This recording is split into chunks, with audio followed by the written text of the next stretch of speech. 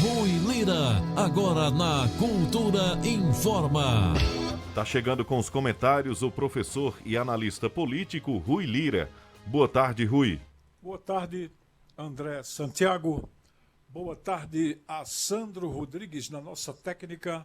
Boa tarde à grande audiência da Cultura Informa. Boa tarde, Elaine Dias. Boa tarde, professor Rui.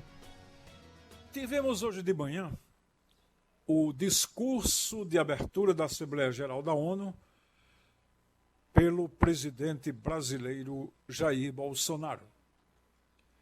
E vale a pena a gente anotar alguns aspectos porque estão na nossa visão do governo que nós temos e do comandante, do líder que está à frente da presidência da República. A primeira coisa que chama a atenção de vários analistas que nós consultamos e acompanhamos também o pronunciamento é que Bolsonaro, mesmo estando lá na ONU, que é a Organização das Nações Unidas, que congrega em torno de 200 países do mundo, ele não tratou de nenhum problema mundial. Não discutiu as questões ambientais, não colocou nada a respeito do problema armamentista, que está sendo um foco da discussão, nem problemas derivados da pandemia em relação ao setor econômico, ou problemas sociais do desequilíbrio no mundo entre os países que foram mais vacinados e os que foram menos vacinados na pandemia, numa injusta distribuição de vacinas. Não passou em torno de nenhum problema desse, nem problemas da América Latina, nem problemas, digamos, do continente, por assim dizer. Deixou o mundo de lado. Então, o que ele fez? Ele focalizou o discurso no Brasil, buscando claramente convencer o nosso povo brasileiro de que tudo aqui vai bem. Nós geramos muitos empregos, nós vamos crescer 5%, nós temos investimentos num volume nunca antes experimentado e que tudo melhorou depois do governo dele. Ele deixou isso muito claro, porque o governo Bolsonaro salvou o Brasil do socialismo. O socialismo estava prestes a tomar conta e acabar com o Brasil. O socialismo, que é naturalmente a doutrina dos comunistas, dos subversivos, dos que trabalham contra a humanidade. Mas Bolsonaro nos salvou desse socialismo. Na pandemia também ele argumentou que fez tudo bem.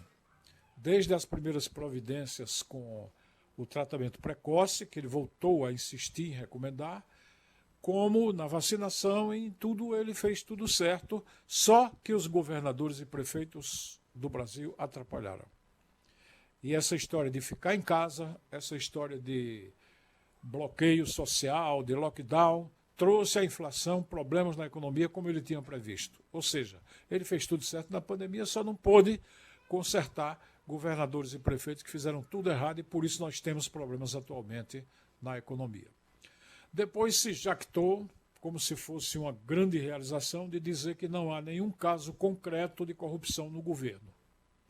Como se honestidade em termos governamentais não fosse uma obrigação dele e de qualquer presidente da República.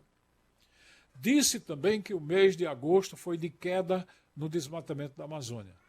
Claramente ele não referiu como era a situação do desmatamento da Amazônia quando ele entrou e depois, durante o mandato dele, o que foi que aconteceu, que o Brasil hoje tem recordes de desmatamento. Então faltou colocar isso. Mas, na cabeça dele, tudo vai muito bem. Porque ele mostrou, segundo disse no começo do discurso, esse Brasil que a imprensa e os veículos de informação não mostram. Foi mais do mesmo em dose maior. Presidente excelente, governo perfeito, um futuro de desenvolvimento brilhante pela frente para o Brasil. Gente, esse discurso não vai servir para recuperar a imagem negativa do Brasil no mundo, mas agradará os 15%, apenas 15%, de brasileiros que sempre acreditam em Bolsonaro, segundo a última pesquisa Datafolha, agora do dia 13 e 15 de setembro.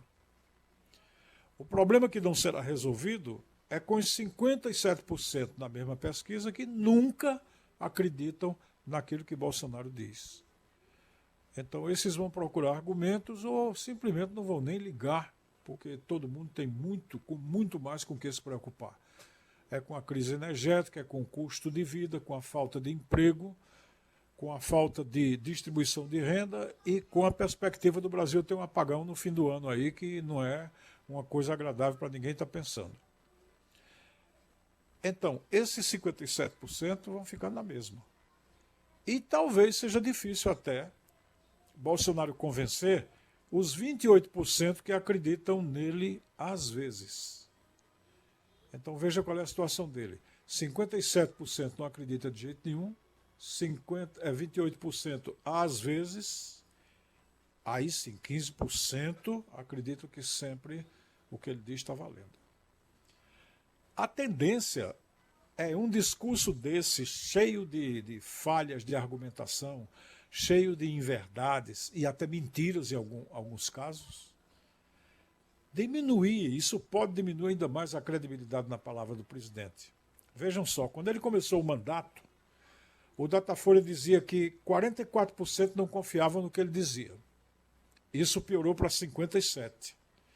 Então foram mais 13 que não acreditam no que ele diz desde o começo do mandato para cá. E agora praticamente 2/3 da população brasileira não confiam. Os que só confiavam às vezes eram 36, também caíram para 28. Então os que de vez em quando confiavam passaram a não confiar mais. E até os que sempre acreditaram, que a gente pensou que era muito mais gente, eram 19 lá no começo do mandato, agora caíram para 15%. Então desse jeito eu não gostaria de ser político e estar na pele do presidente Bolsonaro, porque isso é muito complicado para qualquer um, para qualquer ser humano. Esse discurso na ONU, por isso tudo, é forte candidato a não ter valor para a Assembleia Geral, porque não falou para o mundo. E com tanta descrença na palavra de Bolsonaro aqui no Brasil, pode ser tido também um tiro fora do alvo. Se houver muita alegria entre os 15% que sempre acreditam nele, isso só vai servir para provar que ele permanece em minoria, com baixa aprovação, e as chances são muito pequenas, ou poucas, ou inexistentes, dele se reeleger em 2022. Esta viagem a Nova York, somando ainda as manifestações e o ridículo que ele passou em não cumprir protocolos da economia, sendo obrigado a comer pizza no meio da rua, não parece ser a melhor coisa que Bolsonaro fez até aqui como presidente.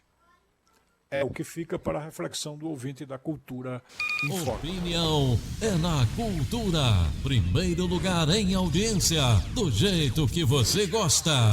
Você está ouvindo a Cultura Informa, o jornal do nosso rádio. Agora 1h mais 40 minutos. 1h40. O ouvinte pode perguntar ao professor Rui Lira pelo Facebook, WhatsApp e tem nosso canal no YouTube. Zé Dileto de São Caetano diz: boa tarde, Elaine. Todos os dias Bolsonaro foi passar vergonha e manchar os brasileiros. Fora Bolsonaro. Aí a manifestação do ouvinte que a gente sempre respeita. E ele deve ter seus motivos, né? A Luciene Lucena está perguntando: e por que eu devo acreditar no Datafolha? Não deve acreditar no Datafolha. A nossa ouvinte sabe que aqui na Rádio Cultura do Nordeste nós não induzimos ou empurramos as pessoas para acreditar nisso ou naquilo outro. Não é a melhor, a melhor dica que se pode dar a alguém: acredite nas pesquisas cegamente. Agora, analise pesquisas ou qualquer coisa diante dos fatos. Veja se a pessoa que está falando e que, conforme o Instituto de Pesquisa apurou, a credibilidade da palavra dessa pessoa caiu, você procure ver se ela é mentirosa ou não. E como é que se vê se a pessoa é mentirosa ou não? É quando a pessoa diz, por exemplo, que, como o Bolsonaro hoje disse, que não entendia porque é que o resto do mundo ficou contra a visão dele de tratamento precoce, que para ele é correta, e o resto do mundo estava errado. Então, se você fizer sua pesquisa, você vai constatar que o presidente está mentindo. Porque nem ele provou que o tratamento precoce é eficaz, porque ele tem na mão dele o segundo país do mundo em quantidade de mortos em todo o planeta. Nós estamos com 590 mil, caminhando para 600 mil mortos. E se calcular por população, a gente vai talvez ser o primeiro lugar no mundo. E ele não prova como é que esse tratamento precoce poderia ter evitado a morte dessas quase 600 mil pessoas. E ele não prova cientificamente porque a Organização Mundial de Saúde e a própria FDA americana deixaram claro que cloroquina e as outras drogas que ele colocou dentro do tal kit não têm nenhuma eficácia e todos eles rejeitaram isso. Eles e os demais países desenvolvidos com centros de pesquisa melhor do que o Brasil. Então, quando a pessoa tem toda essa informação, e Bolsonaro tem essa informação, e ele não recua do ponto de vista de que está errado, e quer dizer que o mundo todo está errado, e ele é que está certo sozinho, sem ele ter provas, isso é uma maneira de mentir. Porque ele podia ter pelo menos dito que o mundo tinha seus argumentos e ele tinha os dele, mas ele não disse isso. Ele disse que o resto do mundo estava errado. Então, fazendo esse tipo de checagem, naquilo que o presidente diz e naquilo que acontece na prática, ele disse, por exemplo, que esse ano nós geramos 1.500.000 empregos. Mas ele não disse que nós continuamos com 14 milhões de empregos desde o ano passado, como o total de desempregados no Brasil. E essa geração de empregos de 1.500.000 não quer dizer que você gerou 1.500.000 e não demitiu outra quantidade de gente. Então isso é outra maneira de mentir, de segurar os argumentos. Então, para mim ouvinte, eu digo o seguinte, coloque o Datafolha de lado, faça de conta que não existe, se achar mais conveniente, embora eu não lhe recomendo, porque essa pesquisa é feita por um instituto que tem cientistas sociais, técnicos, pessoas especializadas e que acertaram suas previsões quando Bolsonaro ganhou as eleições em 2018, como acertaram várias outras previsões, e erraram aqui e acolá, e podem estar errando agora também. É evidente que isso pode acontecer com qualquer instituto. Mas eu não recomendo que você abandone a pesquisa, mas se você abandonar, observe os fatos e se tiver toda dúvida do mundo e continuar em dúvida até a eleição, vote em Bolsonaro e vamos ver o que é que dá em 2022. Porque a previsão hoje é que ele não se reelege. Tem mensagem aqui do Índia Gagiani dizendo: boa tarde a todos, estamos em João Pessoa. Professor, pela primeira vez na abertura da ONU, da sessão da ONU, um presidente brasileiro fala para o mundo inteiro a verdade. Inclusive, ele escreve aí no WhatsApp e também aqui no Facebook e diz: eu e minha família fizemos tratamento precoce e estamos aqui para contar a história. Índio no WhatsApp e no Facebook. Aqui na nossa família, ninguém fez tratamento precoce. Nós devemos ter aí, assim de memória, eu recordo de 15 a 20 pessoas da família que foram contaminadas. Inclusive pessoas da nossa família. Meu filho aqui foi contaminado, minha filha também, o marido dela e outras pessoas da nossa família. Ninguém fez tratamento precoce e estamos todos aqui também. Isso derrete essa teoria. Prova o quê? Aquilo que todo mundo já sabe, que a quantidade de gente vítima fatal ou a quantidade de gente com problemas mais graves da Covid são uma minoria em relação ao conjunto das pessoas contaminadas. Quando você observa todo mundo contaminado e vê quem teve problema grave ou quem foi a óbito, você encontra uma percentagem pequena. Então isso é um prato cheio para qualquer pessoa que queira mentir, qualquer um que queira mentir, alegar que tomou água, alegar que deu 3 voltas ao redor da prefeitura de Caruaru, mesmo estando contaminado, e não teve nada, depois ficou bom e ficou bacana, porque a água ia rodear a prefeitura de Caruaru, sara ou cura ou evita qualquer efeito da Covid. Havia o diagnóstico da Covid, a pessoa ficou boa, tomando água, ficando em casa, como meu filho ficou aqui em casa praticamente sem tomar remédio, somente mantendo quarentena, se alimentando e fazendo uma prevenção mínima, com nada de kit Covid, porque nenhum de nós aqui é ignorante o suficiente para testar uma coisa que toda a ciência está dizendo que não. Aqui em casa ninguém fez isso. Então, isso para mim já encaminham bastante esse raciocínio que está sendo feito. Porque se a pessoa dizer, como Bolsonaro disse, que fez tratamento precoce, que ninguém sabe, inclusive, se ele fez, porque houve um problema de falsificação de atestados, né, com ele lá no começo. Não sei se vocês ainda relembram esse detalhe, que apareceu uma história de uns atestados lá que estavam em nome de outras pessoas e foram usados pela presidência da República. Uma coisa muito grave que em outro lugar do mundo teria dado impeachment, mas o Brasil é mais tolerante, né, mais amigo, né, dessas coisas, e na esfera, pelo menos judicial, na esfera militar, que a coisa envolveu até militares, né, do Exército, no hospital, mas vejam que essa coisa rolou. Essa coisa rolou desse modo, com essa história de tratamento precoce, isso não tem nenhuma sustentação científica em lugar nenhum do mundo. E não serei eu, por causa da minha família, ou qualquer outra pessoa que teve uma experiência, que vai desmoralizar o que países inteiros, como a França, a Alemanha, os Estados Unidos, eu estou citando aqui o mais forte, né, mais importante na pesquisa, a Rússia, a China, os países mais sólidos em matéria de conhecimento científico, eles que desenvolveram as vacinas que estão nos salvando agora. Não sou eu que vou colocar em dúvida ninguém com a baboseira de um discurso feito por um charlatão só porque está com o título de presidente da República, se acha no direito e no atrevimento de estar prescrevendo medicamento e estar tirando uma de médico e querendo induzir o povo a erro, a pensar quando isso implica a morte das pessoas. Isso eu não vou fazer, nem vou aceitar. Aqui a Cileide Nascimento está dizendo, mais uma verdade sobre o Bozo, um mentiroso. Pesquisa Datafolha. O Júnior do Pastel, o nosso Brasil não vai para frente por conta desse mimimi das pessoas não aceitarem e não respeitarem a opinião do próximo. Se Bolsonaro não quer tomar a vacina, problema dele, e nós temos que respeitar. Não, Júnior, não temos que respeitar, não. Porque, veja, quando ele não toma vacina, ele pode contaminar os outros. Aí ele acha pouco não tomar vacina, também não usa máscara.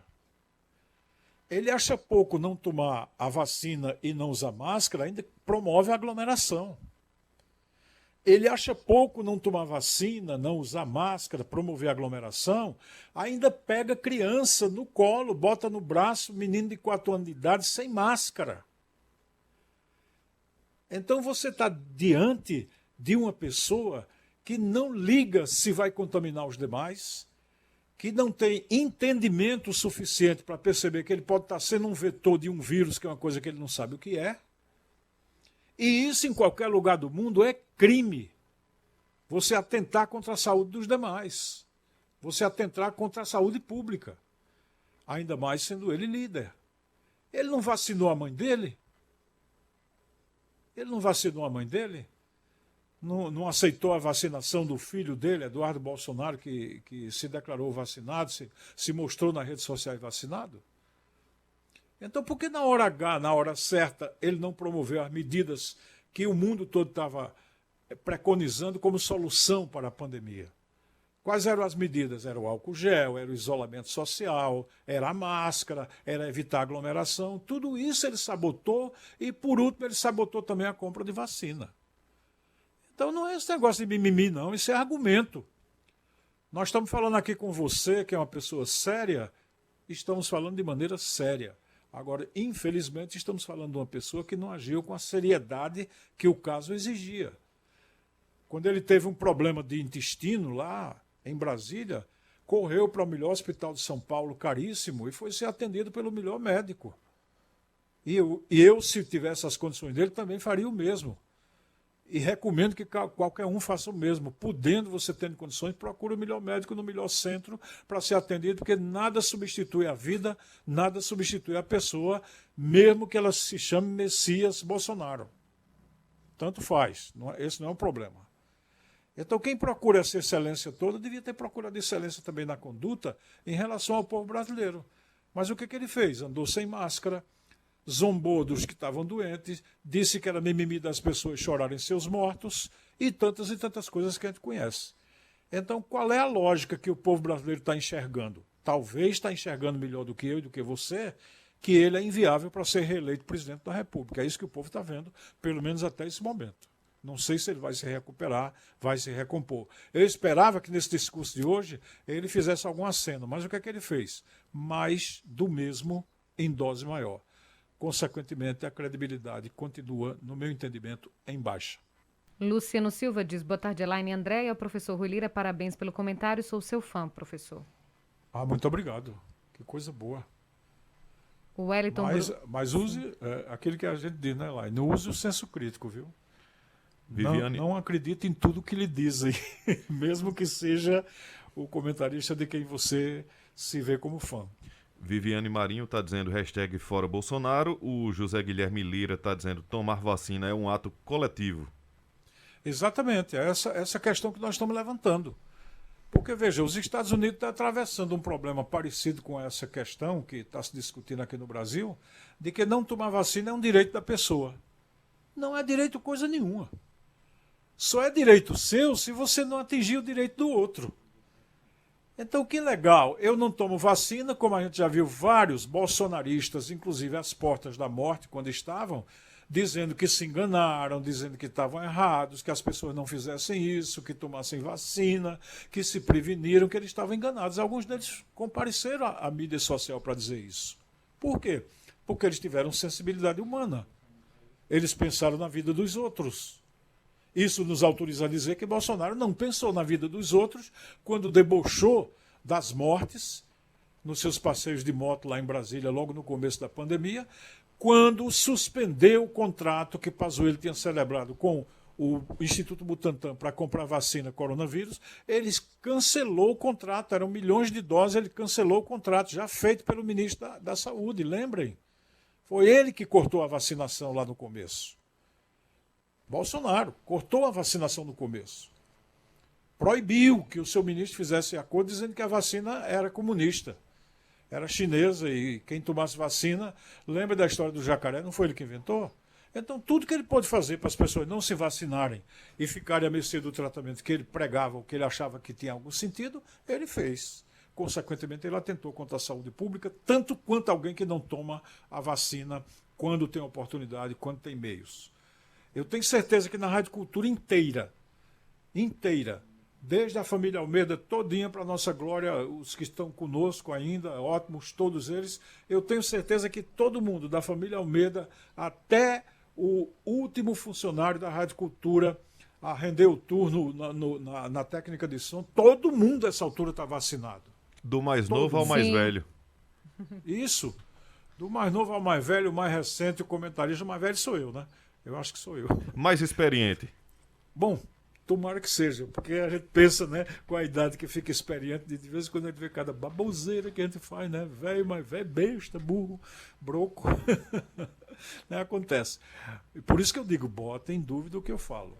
Mas o que eu estou dizendo é que a vacinação é um ato de amor ao próximo.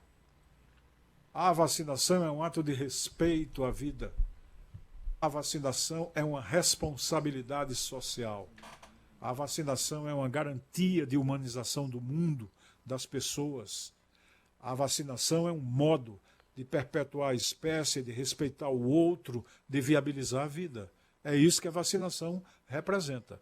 Quem não aceita a vacinação por motivos pessoais está sendo estreito do ponto de vista científico, está sendo egoísta do ponto de vista individual e está sendo ignorante do direito, porque o direito não faculta a você matar os outros, contaminar os demais, prejudicar a sociedade. Direito nenhum faculta isso. É crime, é tentativa de homicídio você não tomar vacina. Professor Rui, a gente agradece seus comentários nesta terça-feira, deseja boa tarde e até sexta. Até sexta, que nós faremos uma pequena troca no horário, porque temos um exame médico coincidindo com o horário do comentário. Por isso estaremos aqui na sexta, mas vocês estarão bem assistidos com Davi Cardoso e o professor Carlos Silva ocupando os nossos espaços, como sempre, com a competência que marca o trabalho da cultura do Nordeste. Boa tarde ao nosso André Santiago, boa tarde para Sandro Rodrigues na técnica, boa tarde para a grande audiência da Cultura Informa, boa tarde, Elaine Dias. Boa tarde, professor Rui Lira, um grande abraço.